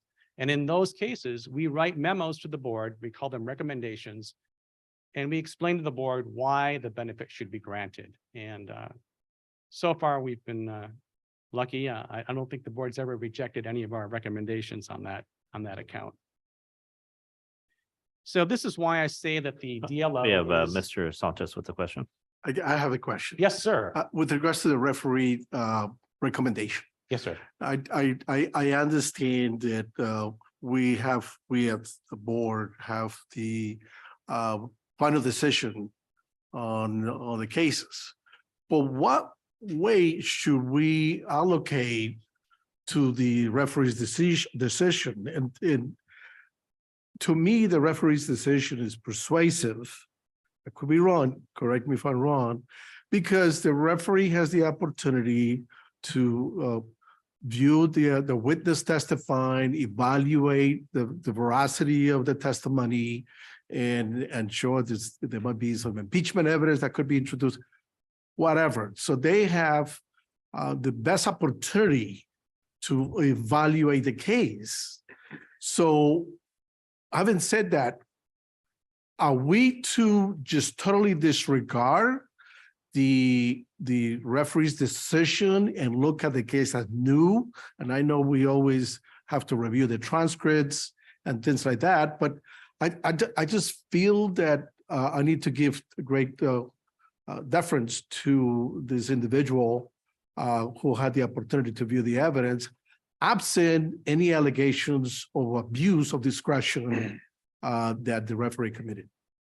That's a great question, Trustee Santos. And personally, I agree with your statements. However, since I appear before the board and my attorneys appear before the board as litigants, perhaps it's not appropriate for me to sway you one way or the other in terms of how you should consider the referee's recommendation.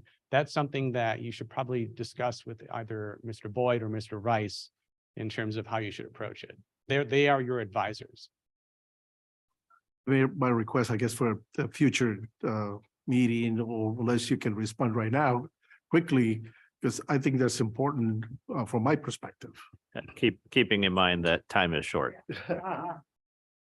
Typical lawyer answer, it depends. It depends on the decision. I mean, it depends on how strong the decision is. And that's your job, is to review that and make sure that you agree with that decision and you want that decision to represent you as a board.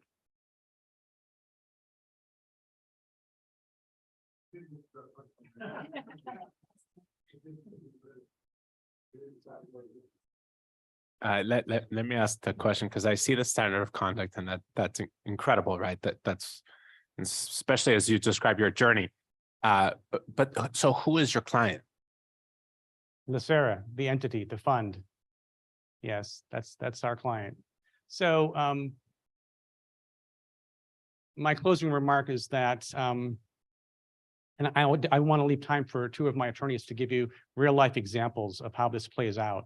They're going to give you examples of cases they've worked on, how this plays out. But I wanted to say that the DLO is a safety net for meritorious cases. We're not here to win. We're here to achieve impartial justice. And this satisfies our fiduciary duty to the members. It satisfies our sense of fair play. It helps us sleep more soundly at night.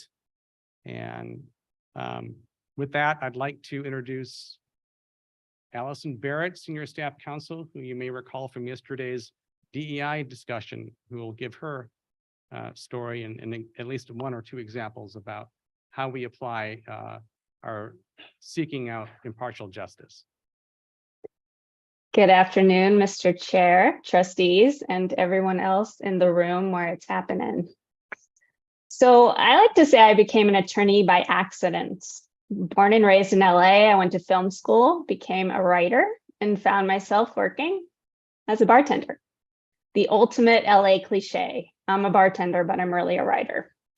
After about a year of living the cliche, I decided to grow up and get a real job. If you looked up real job in the dictionary in the late 90s, the default for professionally lost souls was lawyer. I started with the LSAT, applied to Loyola Law, actually got in, and listened to Robert Shapiro of OJ fame speak about the difference between moral and legal guilt at my law school orientation. I wanted to run. After finals every semester, I said I was quitting. I didn't. After I graduated, I said I wasn't going to take the bar. Dad said, just take it. I took it. I got a job. Like Vince, I gritted my way through private practice. Nothing was more disconcerting to me than having bad facts and having to make a cogent, believable argument I knew was baseless. That grated on the core of my Jewish soul. And then, out of the darkness, LACERA. My move here was not happenstance. I was a mastermind, plotted from the very first day I walked through LACERA's doors in 2008, then as an applicant's attorney. And finally, after 7 years, watching, waiting, hoping, when an opening arose, thank you, Mr. Boyd, I made my move and was hired by Vince. No longer do I have to mumble, I'm an attorney, when asked what I do for work. I now proudly say I protect the pension fund of 160,000 plus LA County employees. Not only am I proud, but I now actually enjoy working as an attorney. I don't have to win. I don't have to argue bad facts. I have the luxury of doing what's right, getting the correct result based on the facts and the law. In essence, the DLO continues DRS's investigation. We further vet the evidence, turn over as many stones as possible so there are no unanswered questions. Every applicant is a human being with a story. I approach each and every one with curiosity and empathy. I do not prejudge. I do not assume nefarious motive. I advise every applicant from the outset that it is my goal to achieve a full and fair hearing.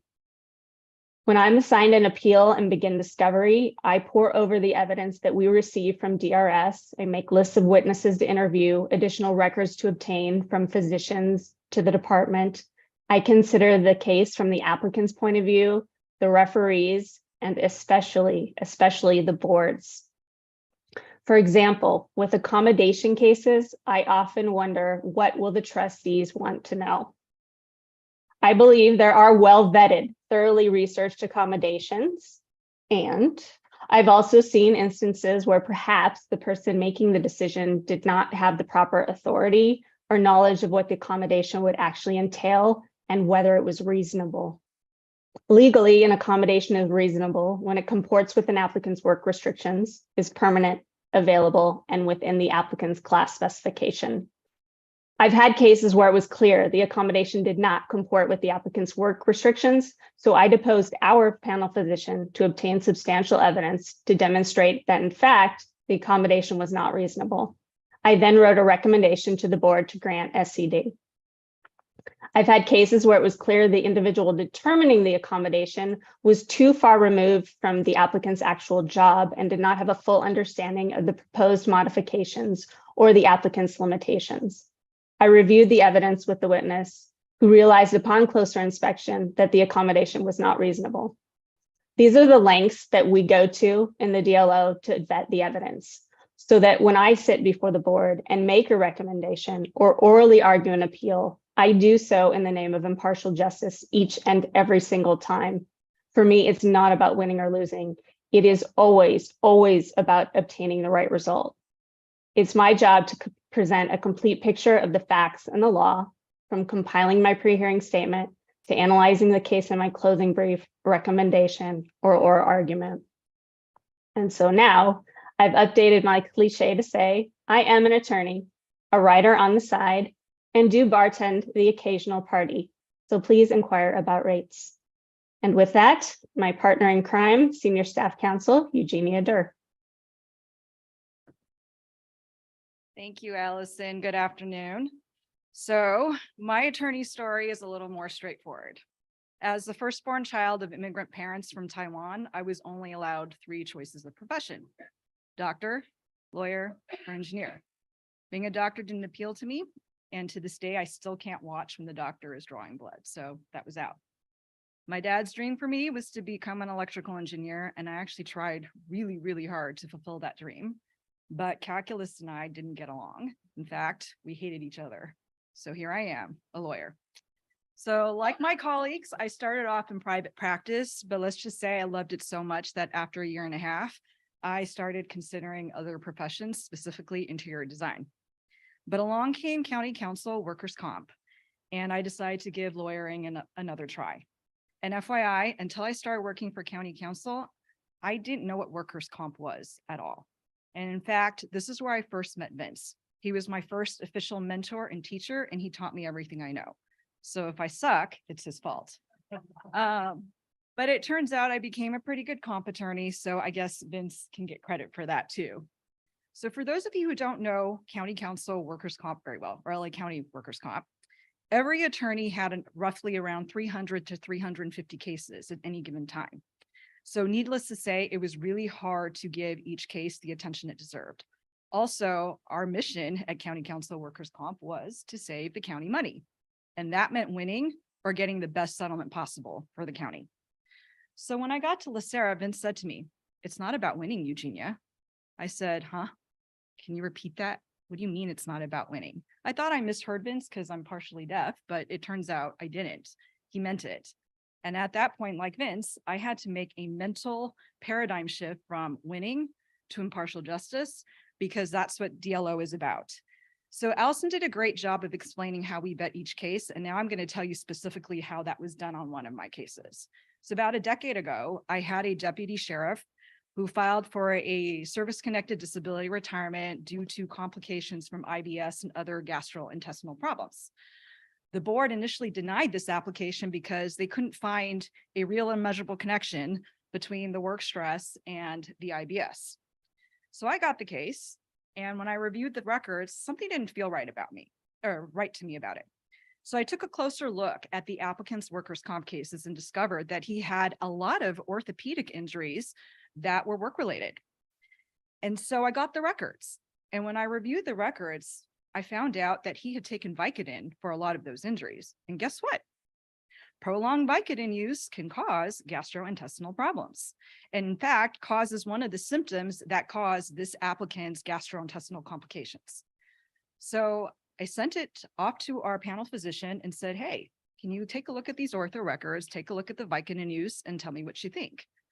And sure enough, he confirmed my speculation that the prolonged Vicodin use by this applicant for his orthopedic injuries actually, in fact, did substantially contribute to this man's IBS complications and ultimate incapacity. So voila, we have our service connection, and I wrote a recommendation to the board at the time, and the board at that time granted the service-connected disability retirement. I tell you this story because DLO does work really hard to get the right result. Had I been working at any other firm or typical organization, this wouldn't have happened, because normally it would have been my job to get the best financial result for my client. But because our mission is impartial justice, it became my job. And technically speaking, I wouldn't have had to do this for this applicant because he wasn't my client. He was actually represented. But since we really do take this impartial justice philosophy seriously, I do this, my colleagues do this, because we really want to make sure we get the right result. So I'm glad I never gave up on being a lawyer. I enjoy what we do, and I enjoy being able to actually work up my cases and give it the attention it deserves. And my mom is glad that I never gave up on being a lawyer, because she can still brag about it to her sisters over mahjong while she plots making my daughter the first doctor in the family. Thank you. Questions? Perfect. We'll open it up for any questions for the DLO. Seeing none, thank you so much for the presentation. We are now moving on to our I would say thank you very much, not just for the presentation, but thank you very much for being the people you are, because it gives everybody in this room a great amount of pride to say we have something to do with LACERA, and seeing that we get the right result every time, and we don't really care what the right result is, as long as it is the right result. And you're the tip of the spear. So we thank you very, very much for everything you do. Agreed. Well said, well said. Agreed 100%. Okay, so now that moves on to the heart and cancer presumptions and our closure for the event. So I got good news. I'm going to give you a presentation on the heart and cancer presumption. first 5 slides, we don't really need to cover because we covered most of the information earlier. And I also want you to forget everything I told you about causation in the earlier presentation. I'm going to just skip through this so we can get through this fast. Non-presumption cases, we know what the burden of proof is. We've gone through that. Okay, so burden of proof and presumption cases. So earlier I told you the applicant carries the burden of proof in these cases. When there is a presumption, the burden switches. It switches to LACERA. So it's LACERA's burden of proof that the individual is not incapacitated or does not meet the qualifications for the presumption case. If it's a rebuttable presumption, LACERA has some information that I will talk about later to rebut the presumption. If it's a conclusive presumption, there is no way to overturn it once the facts are developed to show that the member is entitled to that presumption. So what is a presumption? It's an assumption of fact that the law requires to be drawn from one or more other facts already established. That's right from the evidence code. And you have a rebuttable presumption. The 2 presumptions that I'm going to discuss today are rebuttable, but there are also conclusive presumptions where there's no chance to rebut them at all. So the Hart presumption, this is under 31720.5. We do quite a few cases under this presumption, so most of you may be familiar with it. So I've highlighted the statute here. You can go back and look at this. I'm going to go through each of these elements, but the yellow highlights here are the meat of the actual presumption in the statute. And this is 31720.5 verbatim. So there's 4 requirements. The member has to be a safety member, performing active fire suppression or active law enforcement. And we're going to go through that. You also have to have 5 years of service. We're going to go through that. You have to have heart trouble, and we're going to go through that and define what heart trouble is. And the disease must be manifested as required. And we're going to go through this vague language in the statute as well. So safety membership. So our deputy sheriffs, our firefighters are automatically eligible for the presumption if they meet the prerequisite requirements. However, there are members who are not firefighters or who are not sheriffs who also, if the facts are developed, may be qualified for the Hart presumption. So active fire men includes fire suppression, even if it's not a safety class. And there's really no CERL case that tells you what this is, but there's a bunch of workers' compensation cases that tell us. And in the workers' compensation, the labor code, there's a very, very similar Hart presumption, not identical, but very similar. So just to give you an idea, there's some cases like the Taylor versus workers' comp case, was a heavy equipment operator who throughout his 25-year career, 36 times he moved brush with this heavy material during a brush fire. The court said that's enough to be considered active fire suppression. And there's a case from 1968, it's the Boucher versus workers' comp case, where this is a maintenance worker who actually had to go on the scene of fires and fix fire trucks and fix safety equipment a number of times, and was exposed to the smoke and the bad stuff that firefighters are oftentimes exposed to. The court said that's enough for active fire suppression. And this last case, this was a forestry case, and this person was a dispatcher. And this person was actively involved in dispatching different units to the fires that are going on in the forestry. And the facts panned out where the court said that's enough for this person to be considered active fire suppression and was entitled to the Hart presumption. Active law enforcement. Many of our members who aren't deputy sheriffs could be considered active law enforcement. And the key case that tells you what active law enforcement is this Ames versus Board of Retirement. And the factors that the board is to look at when they get these cases, the primary duty is to maintain security. They have contact with prisoners on a regular basis, their exposure to hazards from prisoner conduct, and the risk of injury from The necessity of being able to cope with the potential dangers is inherent in handling the prisoners. Our custody assistants fit right into that. So if we have a custody assistant who's developed heart trouble, they would most likely be eligible for the heart presumption. Some of our probation workers, they're working in the camps, they're working in the juvenile detention centers. They fit into this. Though they're youths, some of these youths are very dangerous, and the facts would develop that they would also be entitled to the heart presumption. I believe Ms. Gray had a question. Oh, perfect. I saw her nod. Yeah, perfect. And I'm just confirming there's an and in there. So each of those elements are. Yes, need to be met. aims, you have to show all of those, not just one. And I keep pressing that wrong button, the one that Bonnie told me not to press. So years of service, the statute says 5 years of service under a specified system or systems. It does not say 5 years of safety work or 5 years of active law enforcement. So arguably, someone could be working in a non-safety job for 3 years, become a deputy sheriff, or become a firefighter, have a totality of 5 years or more in the system, and they would be eligible for the presumption. Develops heart trouble. So, you know what, I may want to stop at this point because I didn't really make this clear. We don't talk about the presumptions at all until the member has established that they're permanently incapacitated. The presumption does not help the member prove they're incapacitated. They have to first prove that with the medical facts. Then when we look at causation, we're looking at the presumption here.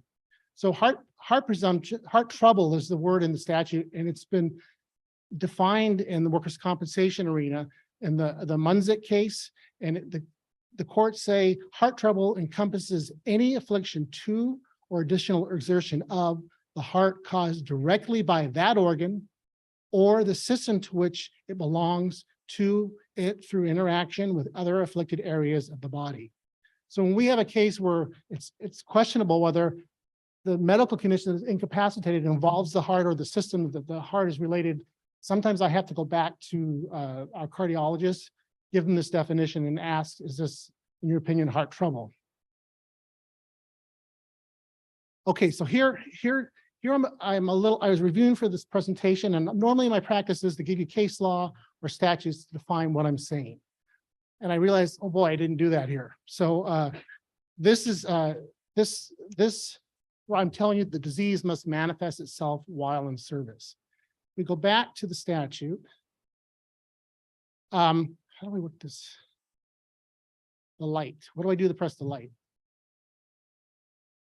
Got it. Okay. All right. So here's the statute. The heart trouble developing or manifesting itself in those cases shall be presumed to arise out of the course of employment. It doesn't say developing or manifesting itself while in service. But the courts have used statutory interpretation to say that it's implied in the statute to mean that the heart trouble has to develop while the member's in service. The two big cases, and this is the first case that agreed with the employer's interpretation was the Robinson versus Board of Retirement. That's way back in 1956. And the most recent case that also did not dispute that limitation is the Pellerin case, which was a case that decided whether or not someone who's incapacitated from the presumption is entitled to the tax benefit. So it's always been inferred from the statute that the heart trouble has to come while a member is in service. JP has a question. Yeah, just on another point, heart trouble, would that include an aortic dissection or an aortic aneurysm? I would tend to say yes. It's part of the system, the circulatory system that supports the heart. Okay. But again, I'm not a doctor, so when I have a case where it's questionable, I'm going to ask the doctor that. I'll give them, here's the legal definition, here's the condition, doctor. Is this considered heart trouble? Because again, as I told you earlier, I'm a layperson on medical issues. Although I probably could be a doctor with all the disability law I've done all these years. Okay, so where are we? Years of service, we covered that. Heart trouble. Okay, so can the heart presumption be rebutted? Yes. but it's almost impossible. It's really difficult to rebut it, but Pellerin told us that it was a rebuttable presumption. And there are a couple cases where have shown that if someone has a heart attack outside of service while lifting heavy equipment, I think there was a gentleman moving big cases of, or big pieces of furniture in his garage, had a heart attack. The court said that was enough to rebut it. But I've been doing this since 2001, and I've never seen facts develop that would rebut it, but it is rebuttable. Pellerin case, I just talked about it.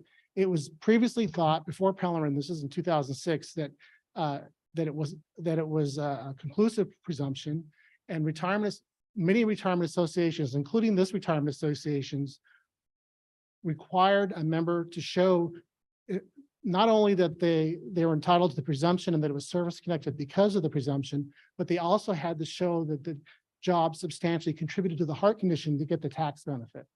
And when the Pellerin case came down, I was in disability litigation at the time. It made my job so much easier because we had a bunch of cases that were, the board found it service connected on the heart presumption, but members were appealing it, trying to prove that the job contributed to the heart condition so they could get the tax benefit. Pellerin case answered that and made this whole process a little more easier for some of the lawyers in here in the room and for the board as well. So there's, you no longer see us splitting hairs on disability retirement board packets. If the member meets the requirements for the presumption, we tell the board to grant it pursuant to 31720 and the heart presumption. Is there extension after the member retires? No. So once you retire, you're not entitled to the heart presumption. You have to be in service. Unlike the cancer presumption gives you up to 5 years after you retire to be entitled to the presumption. And that is because oftentimes the manifestation of cancer takes a lot longer and it's more difficult to discover. If the application is in before the person retires, does that count? Well, you have to show that the heart disease manifested while the person was in service. So, I mean, if the application was filed, almost always, there should be some evidence. If you retire and let's say you have a heart attack 2 years later, there's no evidence of heart trouble in the medical evidence before the person retired, then they wouldn't be entitled to the presumption. If there was, say, EKG or electrocardiogram that showed some heart trouble, then I would say yes, the disease started to manifest itself while the member was in service. The incapacity doesn't have to be in service, but it has to manifest during the time the person's in service. Understood. JP?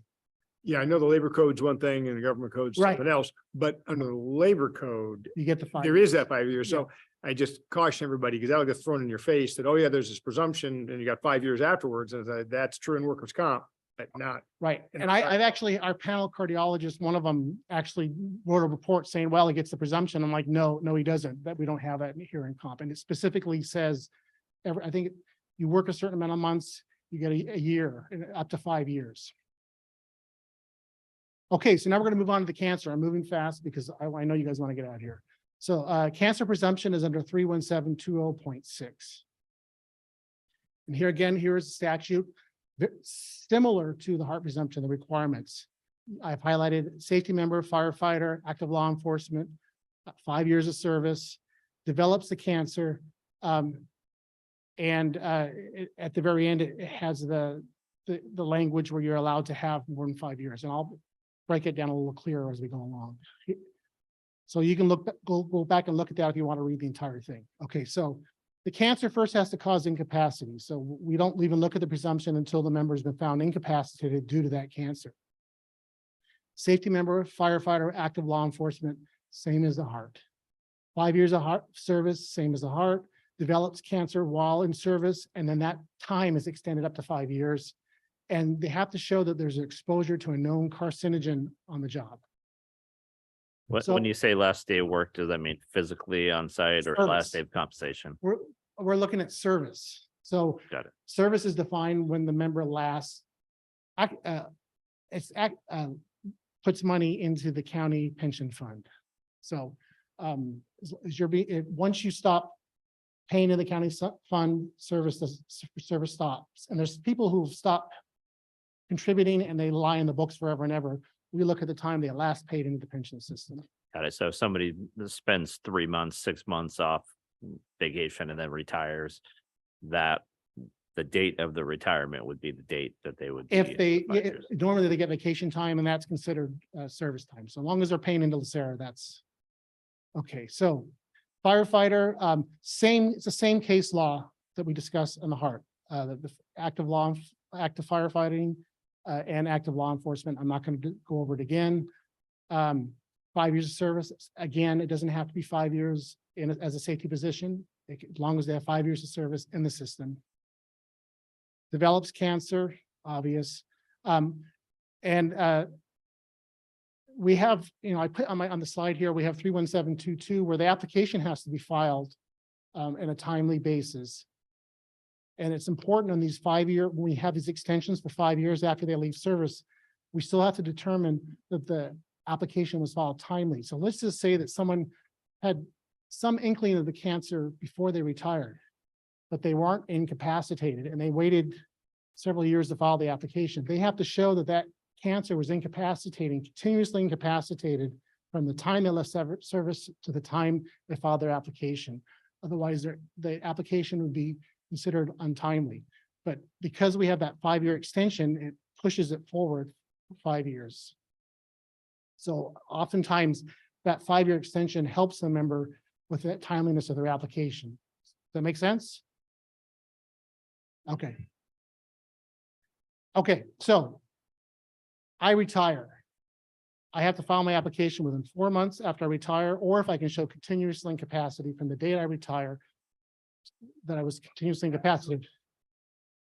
But if I'm incapacitated from cancer and I've worked, let's say, for 30 years, that 31722 timeline moves 5 years. So my application is no longer considered untimely. Your first scenario is any disability. Right. The 5 year extension is granted with the With a cancer. presumption, which makes it different from all the other cases. And again, because the slowness of it takes to develop the cancer. Okay, so you have to show exposure to a known carcinogen. So the known carcinogens are ones that are listed by the International Agency of Research on Cancer or the Director of Department of Industrial Relations. So when the member files an application for cancer, they say, hey, I was exposed to benzene. There's a number of exposures. A lot of them are with diesel smoke and with the buses. One of those exposures have to be on the list, has to be a known exposure for cancer. Once they've shown that, they're allowed to evaluate their case under the presumption. You can rebut the presumption. So if the carcinogen the member was exposed to is not linked to that cancer at all, then that's enough to rebut it.